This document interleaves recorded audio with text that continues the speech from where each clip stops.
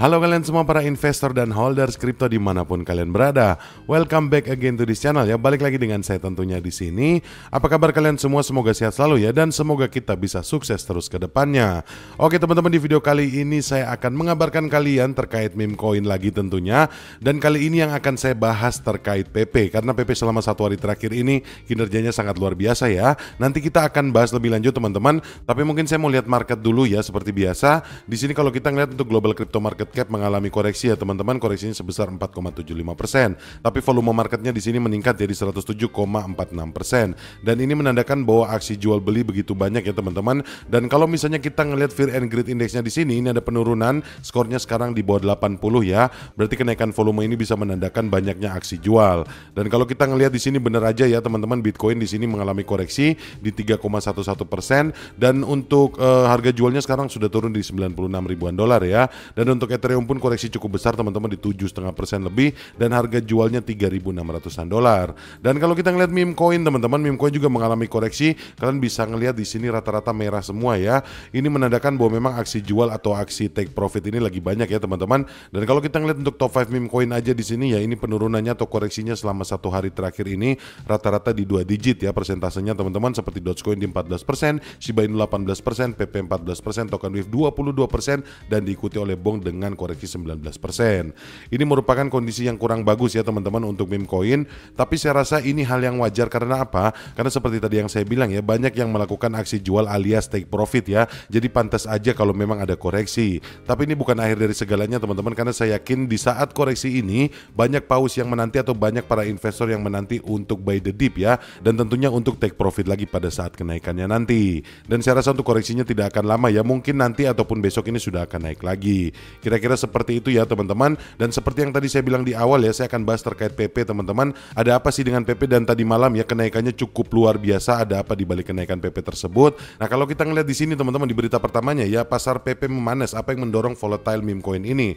Nah, di sini ya teman-teman, di inti beritanya sendiri, di sini analis terhadap funding rate PP mengungkapkan lonjakan yang signifikan dalam 24 jam terakhir, mencerminkan lingkungan spekulasi tinggi. Funding rate melonjak di 0,0309% menjadi 0,08%, menunjukkan aktivitas perdagangan yang intens. Dan perubahan ekstrim pada funding rate seringkali menjadi pertanda pergerakan harga yang signifikan, baik itu koreksi ataupun momentum naik, tergantung pada sentimen pasarnya ya.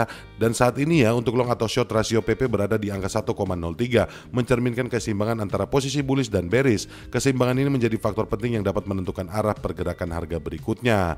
Nah, dan kalau kita ngelihat di sini ya teman-teman, untuk open interestnya sendiri ini telah mencapai 7,3 triliun rupiah teman-teman, atau senilai 459,7 juta dolar, menunjukkan aliran modal yang lebih besar ke perdagangan derivatif. Meskipun belum mencapai level tertinggi sepanjang masa, lonjakan ini menandakan peningkatnya minat pasar pada token ini.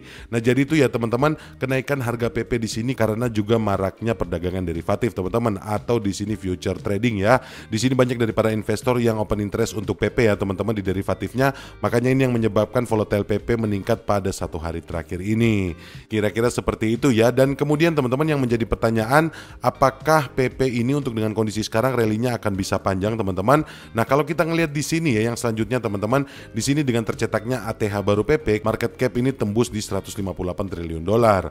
Dan kalau kita ngelihat di sini ya teman-teman, keberhasilan PP mencatat rekor baru menjadi bukti kuat bahwa meme coin tetap menjadi bagian integral dari ekosistem cryptocurrency. Meski volatile tetap menjadi risiko utama, popularitas PP menunjukkan potensi besar bagi inovasi baru di ruang kripto. Bagi para investor, memahami risiko dan peluang di pasar adalah kunci untuk memanfaatkan tren bullish yang sedang berlangsung.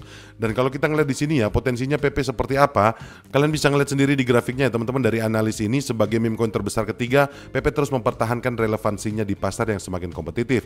Namun jarak market cap pasar dan Dogecoin dan Shiba Inu tetap besar. Dengan kapitalisasi pasar Dogecoin mencapai hampir 7 kali lipat dari PP. Tantangan untuk naik ke peringkat lebih tinggi masih cukup berat. Namun komunitas PP tetap optimis. Mereka percaya bahwa momentum bullish ini dapat terus mendorong PP ke level yang lebih tinggi, terutama dengan semakin banyaknya adopsi dan popularitas meme coin dalam ekosistem kripto.